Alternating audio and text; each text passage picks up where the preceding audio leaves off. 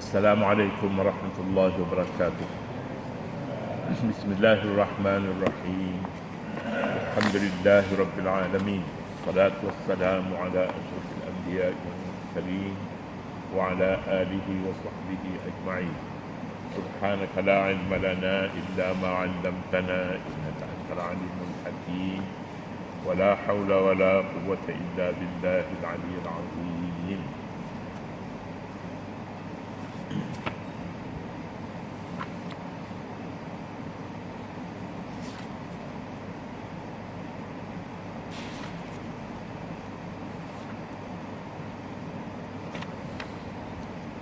Lupa surat berapa ya?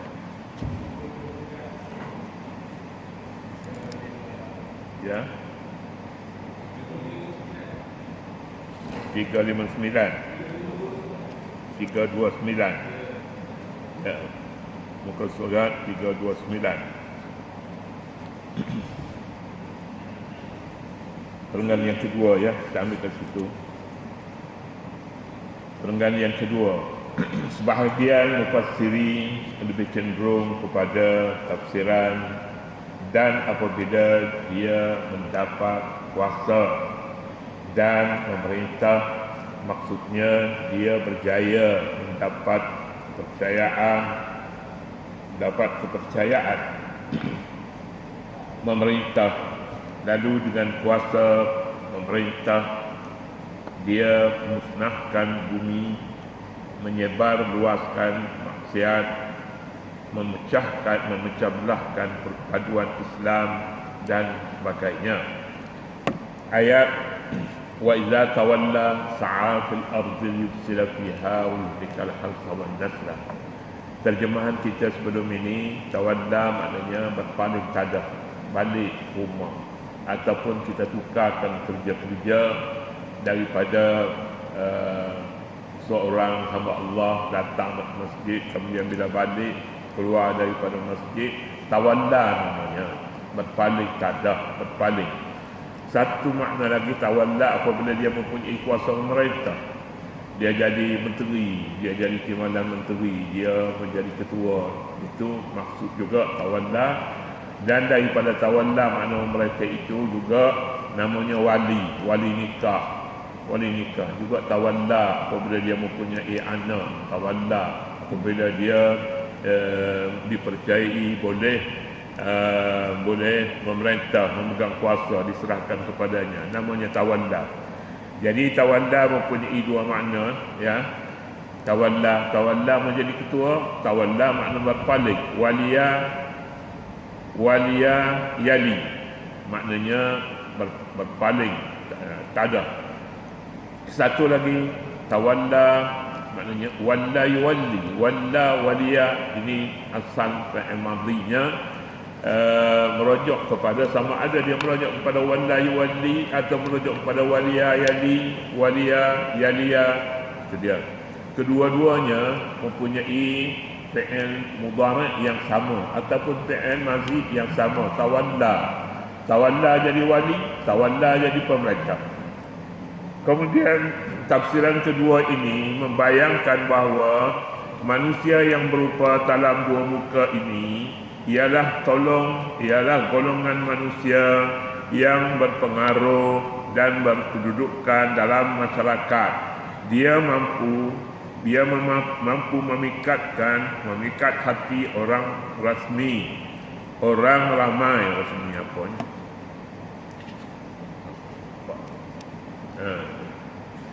mengikat hati orang ramai dengan ceramah dan pidatonya yang menarik sehingga tiada orang menyekat, orang menyangka imannya lemah dan rapuh. Tembelangnya diketahui umum. Apabila tiba peringkat itu, peringkat dia mendapat kuasa, dia menunjukkan sikapnya yang sebenar. Dia meluahkan dendam kesumatnya yang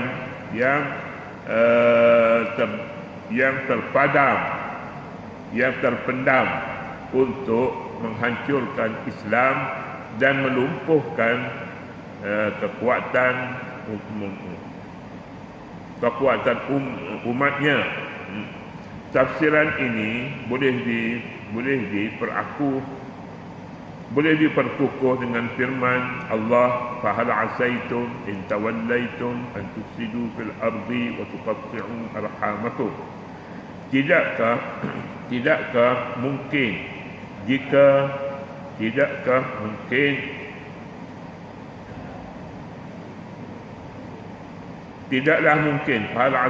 tidaklah mungkin jika kamu berkuasa, kamu akan melakukan kerosakan di bumi ini dan memutuskan hubungan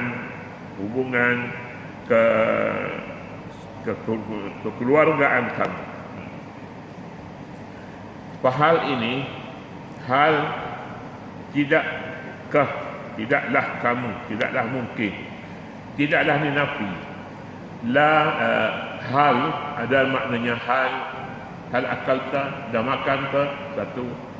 Hal asaitum, tidaklah kamu bila memerintah kamu melakukan kerosakan di bumi, bolehlah juga begitu. Dua-dua maknanya. Asaitum, intawallaitum, walla maknanya memerintah, walla maknanya berpaling. Banyak contoh boleh diberi untuk menjelaskan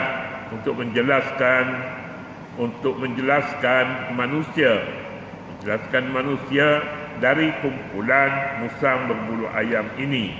Misalnya mereka yang dianggap memakai baju agama untuk mendapat kuasa, dan apabila kamu berada pada tangannya, dia bertindak menghancurkan pengaruh agama dan menggalakkan masyarakat, menggalakkan maksiat. Apa nampak? Kena baca memang betul. Menggalakkan maksiat, dia merosakkan masyarakat atas nama keimanan, atas nama kemajuan, kebebasan,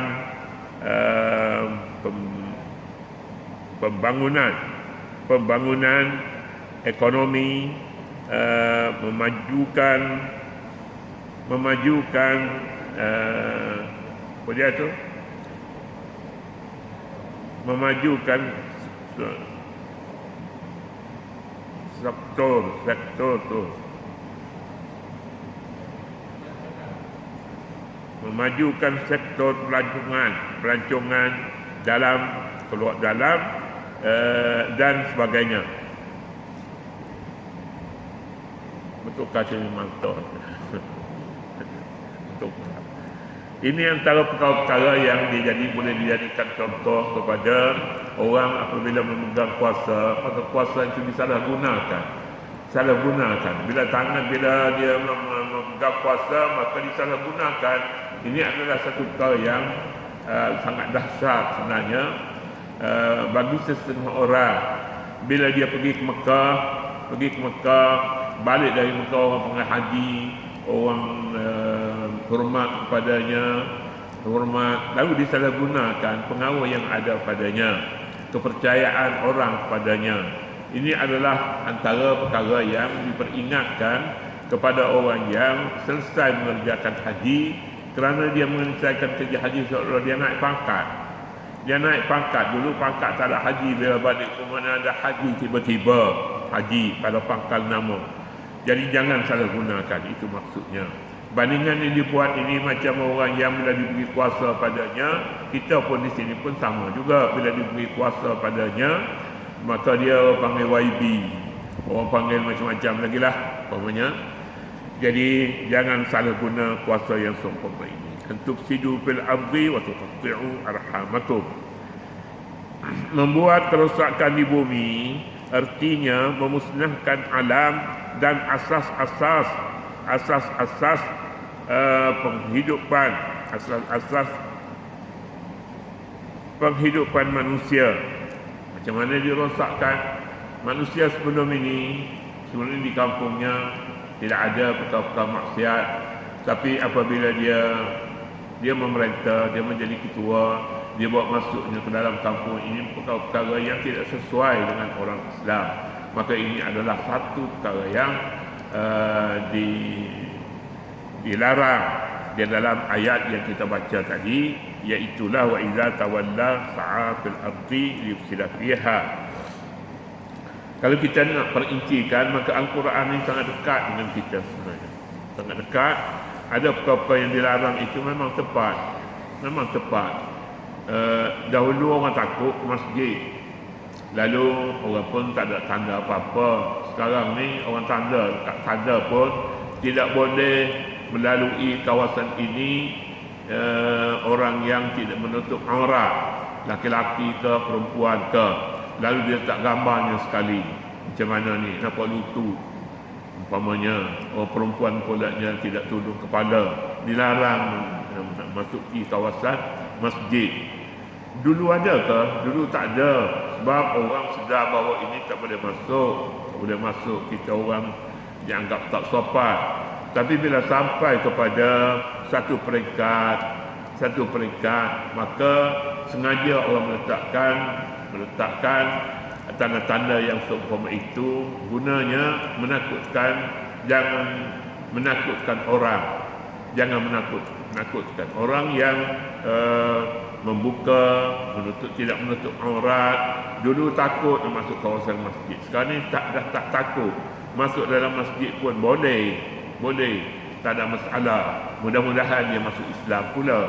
Hatta masuk dalam masjid pun tidak mempunyai apa-apa halangan. Saya kira dulu adalah lebih baik daripada sekarang ini, terutama sekali masjid-masjid di bandar. Masjid di bandar, orang ingin jadikannya sebagai tempat lawatan para pelancong masuk dalam masjid. Jadi itu antara amalan-amalan yang berbeza sekarang dan dahulu. Dahulu yang tak lama. Baik.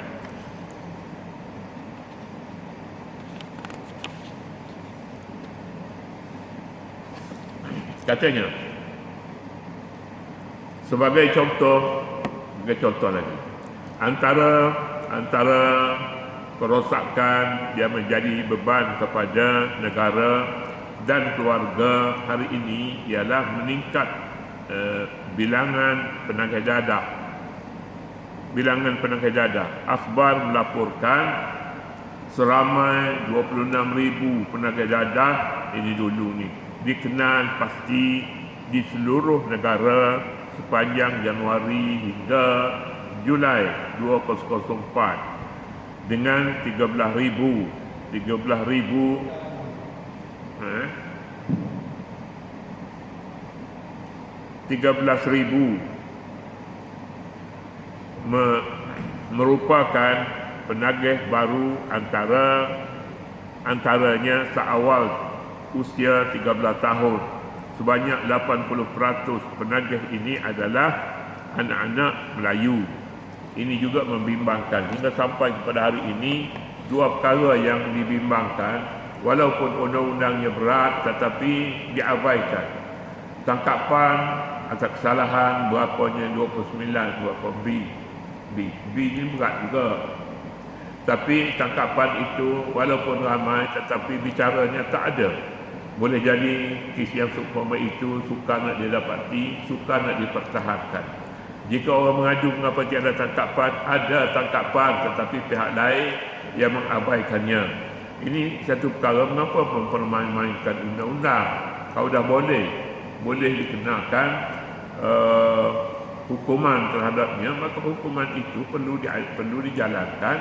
Malah nak masuk negeri pun setengah negeri tidak mengapa.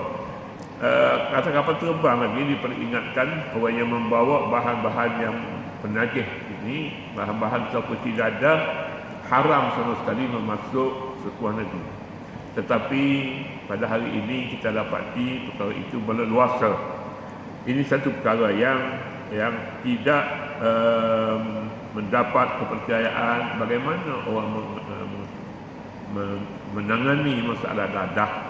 Masalah dadah, bahan-bahan yang memabukkan dalam sebuah negeri. Katanya, dan yang kedua, ini yang kelima dah daripada awal, tidak jujur terhadap Islam. Ini juga satu penyakit dalam masyarakat yang sepatutnya orang yang mengerjakan haji, mereka kelihatan tidak berlaku sikap tidak jujur terhadap Islam. Mesti jujur terhadap Islam.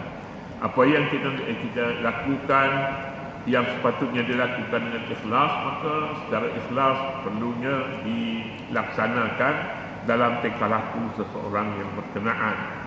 Sifat kelima ini, mereka yang merupakan golongan manusia yang tidak jujur terhadap Islam dengan menyalahgunakan kuasa yang ada pada mereka.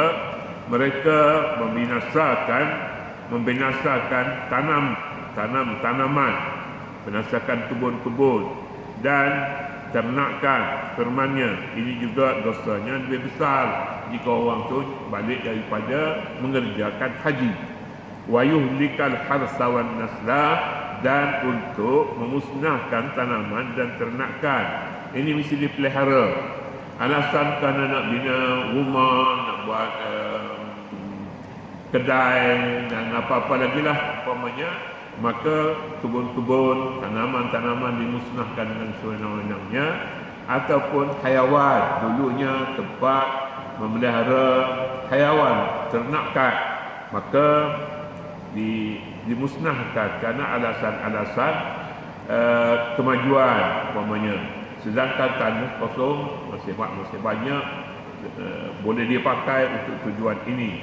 Ini juga dimasukkan di dalam ayat ini, termasuk wa yuhlikal harsa wan nasla. Al harsa ladang, memusnahkan ladang, tanam-tanaman, dan wan nasla, dan keturunan juga keturunan manusia.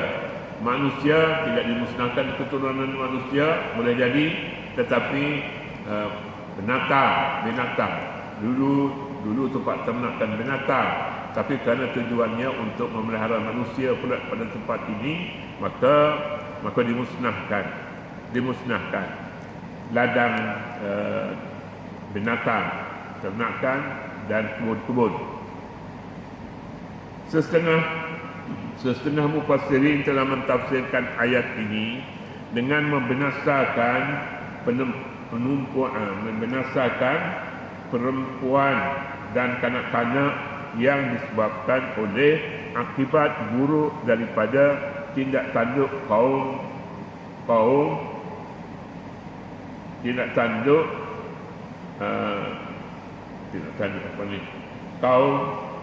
musang berbulu ayam. Tindak tanduk kaum musang berbulu ayam itu memusnahkan masyarakat, menimbulkan perbalahan dan mengheretkan mereka ke jurang peperangan dan sengketa yang memusnahkan institusi keluarga dan agama.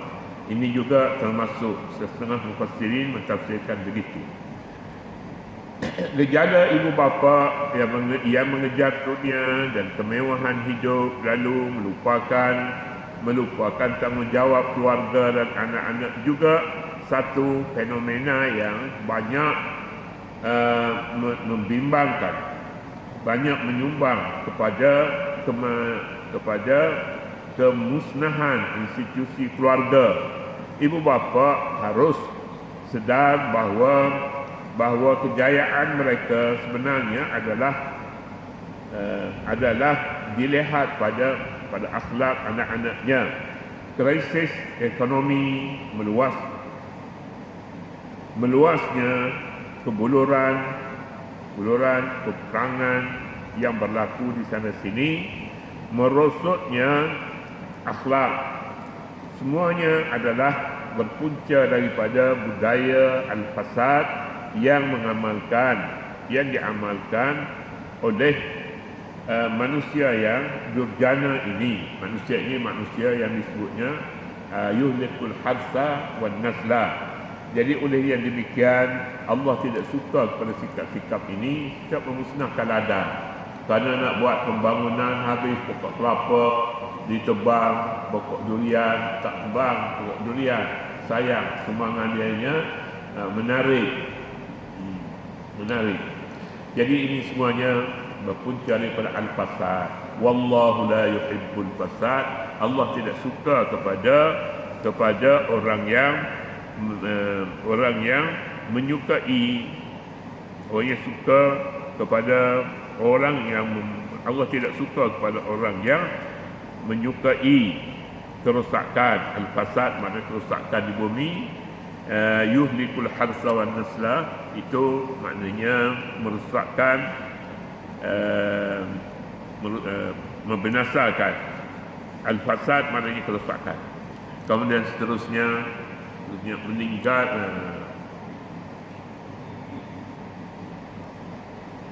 meninggal diri, meninggi diri, takabur maksudnya meninggi diri. Ini pun tidak disukai. Manusia seharusnya merendahkan diri, bukan meninggikan diri. Terutama sekali orang yang baru selesai mengerjakan haji. Bila berlaku ini selepas daripada tawaf. Maknanya kita mempunyai dua masa. Sebelum tawaf nak pergi ke Mekah, mestinya akhlaknya tinggi. Kemudian balik ke Mekah pun tinggi juga. Sebabnya dia dah tawaf ifadah. Tawaf, dia persaksikan dirinya kepada Kaabah, kepada masjid. Tiba-tiba bila balik ke rumah, lain pula keadaannya. Ini fasad, merosakkan keluarga dan anak-anak. Wallahu subhanahu wa ta'ala a'lam. A'udzu billahi minasyaitonir rajim. Bismillahirrahmanirrahim. ربنا لا تزغ قلوبنا بعد إذ هديتنا وهب لنا من لدنك رحمة إنك أنت الوهاب. ربنا آتنا في الدنيا حسنة وفي الآخرة حسنة وقنا عذاب النار. وسبحانك اللهم وبحمدك أشهد أن لا إله إلا أنت أستغفرك وأتوب إليك. وصلى الله على النبي الأمي وعلى آله وصحبه وسلم والحمد لله رب العالمين.